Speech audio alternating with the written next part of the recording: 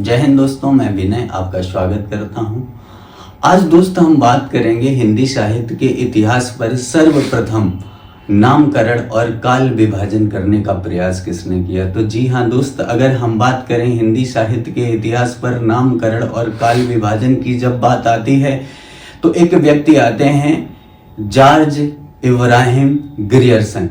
अगर हम George Ibrahim Grierson की बात करें तो दोस्त इनका जन्म 7 जनवरी 1851 में आयरलैंड के एक शहर डबलिन में होता है। इनके पिता का नाम जॉर्ज ग्रियर्सन था और माता की बात करें तो माता का नाम इसाबेला था। इनकी दोस्त प्रारंभिक शिक्षा आयरलैंड में ही हुई। आयरलैंड के एक स्कूल बीज श्यामजुरी स्कूल में हुई।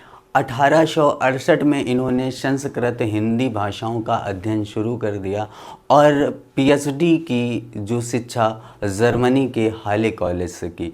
इसके बाद दोस्त 1870 में लगभग ये भारत आते हैं आईसीएस बनकर और इन्होंने बंगाल पर कार्य किया। बंगाल, पटना और बिहार की बात करें। इसके बाद दोस्त अगर हम बात करें, ये हिंदी के प्रेमी थे। इन्होंने रामचरितमानस पर अध्ययन किया और रामचरितमानस पर अध्ययन करके इन्होंने करोड़ों लोगों की बाइबिल कहा। दूसरी बात यह है दोस्त, इन्होंने तुलसीदास पर वैज्ञानिक अध्ययन किया और 12 निबंध तुलसीदास जी पर लिखे। इसके बाद दोस्त इन्होंने एक पुस्तक लिखी जिसमें हिंदी साहित्य के इतिहास का वर्णन किया। पुस्तक का दोस्त नाम था the modern vernacular literature of Hindustan, जो कि दोस्त अंग्रेजी भाषा में लिखी।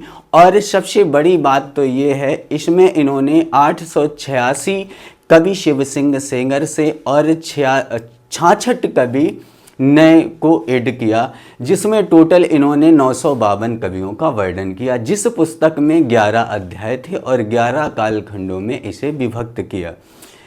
The modern vernacular literature of Hindustan पुस्तक का हिंदी में अनुवाद 1857 में एक भारत के विद्वान हुए जो रामनगर कानपुर में पड़ता है, किशोरी लाल गुप्त। किशोरी लाल गुप्त ने इसे सच्चे अर्थों में हिंदी साहित्य का इतिहास कहा। इस पुस्तक का दोस्त प्रकाशन की अगर हम बात करें, पुस्तक का प्रथम प्रकाशन 1888 में हुआ, वो आंशिक रूप से हुआ। इसके बाद 1889 में इसका स्वतंत्र रूप से प्रकाशन किया गया। इन्होंने इस पुस्तक में 11 कालखंड दर्शाए, जिसमें प्रथम कालखंड जो था चारण काल और अंतिम विक्टोरिया के शासनकाल में हिंदुस्तान। जय हिंद, वंदे मातरम।